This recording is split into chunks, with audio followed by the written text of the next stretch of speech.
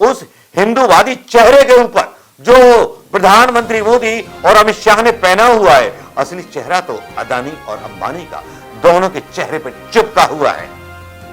लेकिन संतों की इतनी परवाह होती तो भारतीय जनता पार्टी के विधायक उनकी हत्या, जो सुब्रमण्यम स्वामी घोषणा करते हैं कि सोनिया गांधी और गांधी परिवार को जेल जाना पड़ेगा, तब तालियां बजने लगती हैं सोशल मीडिया पर, और मीडिया, गोदी मीडिया बहुत शानदार ढंग से इन खबरों को चलाता है, दबाता है, झमकाता है। लेकिन यहां जब सुब्रमण्यम स्वामी का बयान आता है बापू आसाराम के बारे में, वो सीधे सीधे अमित शाह और नरेंद्र मोदी पर आरोप लगाते हैं। ये वीडियो भी आपने देख लिया होगा। इसमें किस तरह की आशंका जता रहे हैं सारे संत। ये संत समाज बोल रहा है, कोई कांग्रेस के प्रवक्ता नहीं बोल रहे, या विपक्ष की या समाजवादी पार्टी की या आम आदमी पार्टी के नेता नहीं बोल रहे। बोल रहे हैं तो वो बोल रहे हैं जो संत बोल रहे हैं और सच्ची बात कह रहे हैं, जिसकी खबरें मीडिया नहीं दिखाता। नहीं दिखाता तो नहीं दिखाता।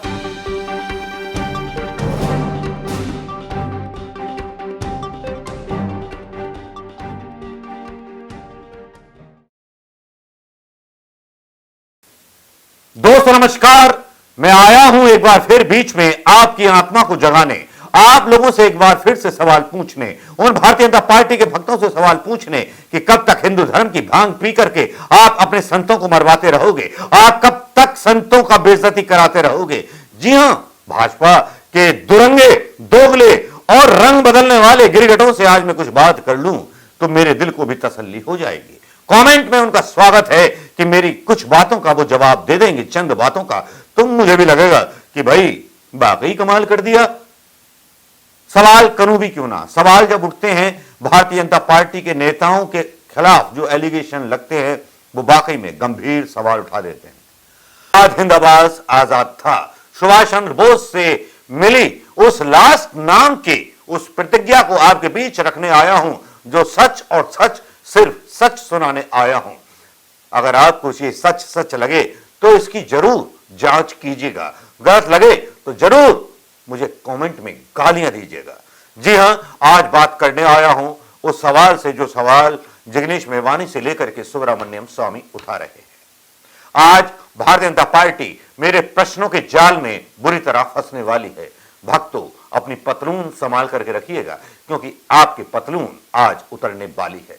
आज शुरू करते हैं एक ऐसी घटना जिसमें संत रविदास, जालौर न्यूज लिखता है, संत रविदास की आत्महत्या को लेकर बीजेपी विधायक सहित 2 लोगों के खिलाफ मामला दर्ज, ग्रामीणों ने रखी ये 3 मांगे, वहां पे हल्ला हो गया, दुनिया भर के ग्रामीण इकट्ठे हो गए।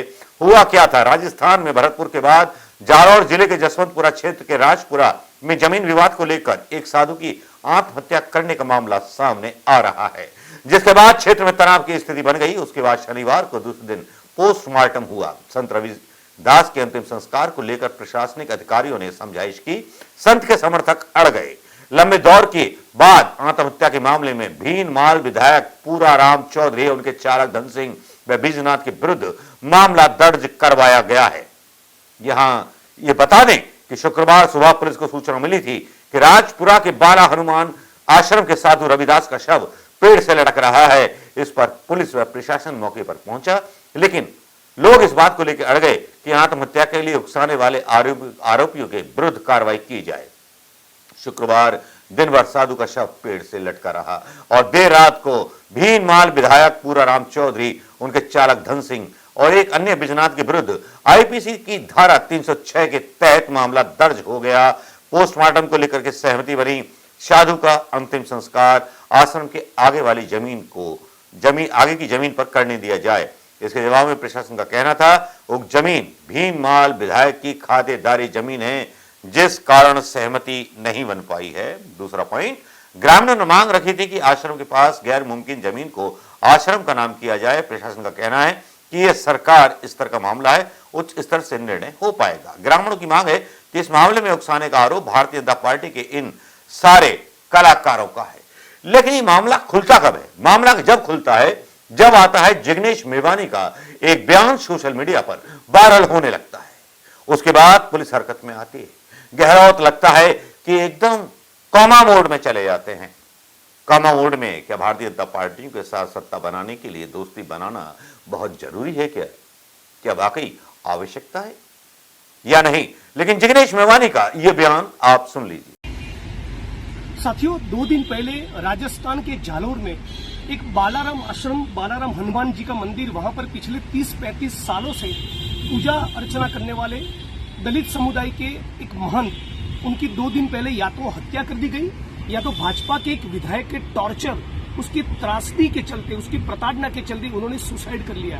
30-35 घंटों तक लाश पेड़ के ऊपर लटकती गई और आज वहां पर जो पुलिस ने कल जो एफआईआर किया है उसमें लिखा है कि 4 अगस्त 2022 को सुधा माता रोड राजपुर में पिछले 30-25 वर्षों से आश्रम में पूजा पाठ करते महंत के वहां एक ब्लैक रंग की स्कॉर्पियो गाड़ी आई, जिसमें भाजपा विधायक पुराराम, उनके ड्राइवर धन सिंह और दूसरा एक साथी छोगाराम आए, गाली गलौज की और बोला कि यहाँ आप कोई रास्ता नहीं है।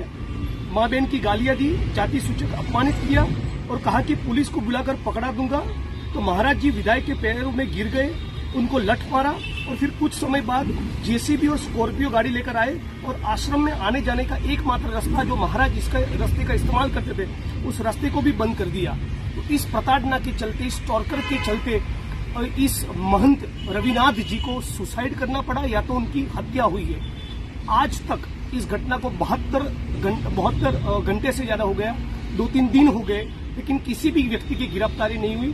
तो मैं राजस्थान पुलिस से मांग करता हूं कि न केवल इस केस में पुख्ता जांच हो, लेकिन तुरंत भाजपा के इस विधायक और उनकी सारी टीम की तुरंत गिरफ्तारी की जाए, वरना हम तमाम लोग झालोर चलेंगे और उग्र आंदोलन का कॉल देने के लिए मजबूर होंगे। मेवानी का यह बयान आपने सुन लिया होगा। यह तो सिर्फ शुरुआत है कि भारतीय जनता पार्टी के लोग आश्रम की जमीनों को कब्जाने के लिए एक संत रविदास की हत्या करते हैं या वो आत्महत्या साबित कर दी जाती है, इसका मैं कह नहीं सकता। लेकिन एक पुराना वीडियो मुझे याद आता है जो सोशल मीडिया पर डाला जाता है, वो आज वीडियो यहां डालना चाहूंगा, संज्ञान के लिए, आंखें खोलने के लिए, क्योंकि सरकार को जूते बजाना बहुत जरूरी है। मीडिया के सिर पे भी जूते बजाना बहुत जरूरी है। जब तक सोशल मीडिया पर कुछ वायरल नहीं होता तब तक खबर नहीं चलती। चाहे नोएडा का मामला ले लीजिए। चलिए, नोएडा के मामले के बारे में तो हम परमवीर चक्र भारतीय जनता पार्टी के नेताओं के बारे में अलग से बहस करेंगे, लेकिन यहां के परमवीर चक्र जो हैं संत, उनका ये वीडियो देख लीजिए। जिसके साथ हमने 2 दिन बिताया वो दिल्ली जाता है और अचानक उसकी मौत हो जाती है। प्रवीण भाई तोगड़िया, जिसके पास जेड कैटेगरी की सुरक्षा हो, जो पेशाब करने बाथरूम में जाता है तो पहले बाथरूम चेक होता है और वो रोड के किनारे लावारिस पड़ा मिले, उसके सिक्योरिटी का पता नहीं और उसका पता नहीं। कमलेश तिवारी, जिसकी सिक्योरिटी के लिए 24 गार्ड नियुक्त थे, हमारे पास उसके पत्र है साहब, और उस आदमी की हत्या हो जाती है और हत्या का कारण सिर्फ ये होता है कि उसकी सुरक्षा में कमी कर दी जाती है। तो बीजेपी के समय में मैंने ये देखा कि जितने हिंदूवादी प्रखर नेता हुए हैं उनकी एक एक करके हत्या कर दी गई।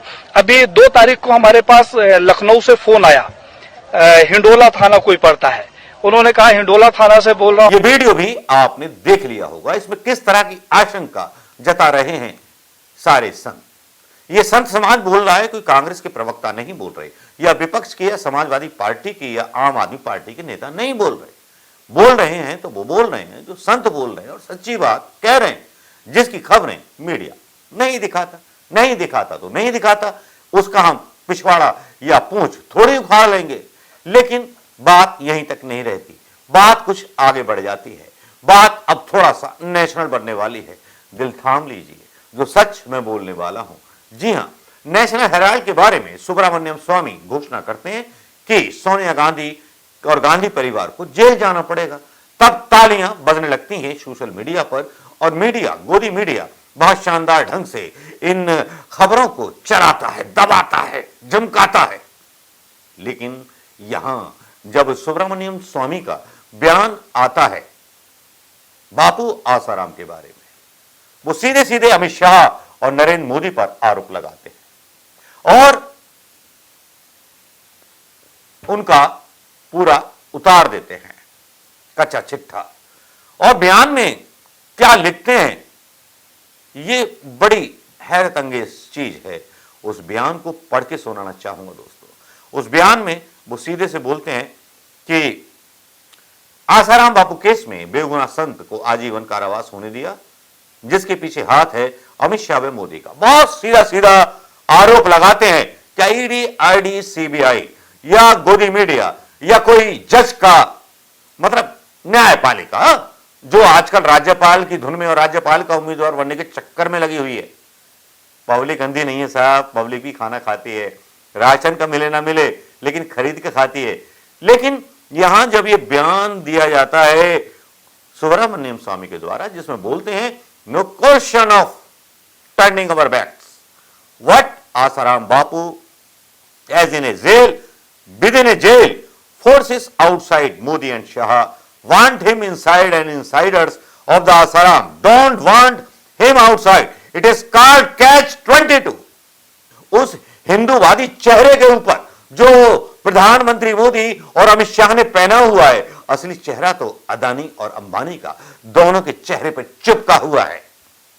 लेकिन संतों की इतनी परवाह होती तो भारतीय जनता पार्टी के विधायक उनकी हत्या जो मतलब सोचा जा रहा है उसमें शामिल ना होते, संतों के ये बयान ना आए होते। नेशनल हेराल्ड पर अगर सुब्रमण्यम स्वामी सही होते हैं, तब सुब्रमण्यम स्वामी जब ये आरोप लगाते हैं, तब भाड़ू मीडिया, आड़ू मीडिया, गाड़ू मीडिया, गाड़ू गाड़ू से मतलब अंक की बिंदी मत लगा देना, जिक्र क्यों नहीं करता? मोदी और अमित शाह से सवाल क्यों नहीं करता? सवाल क्या करेंगे वो लोग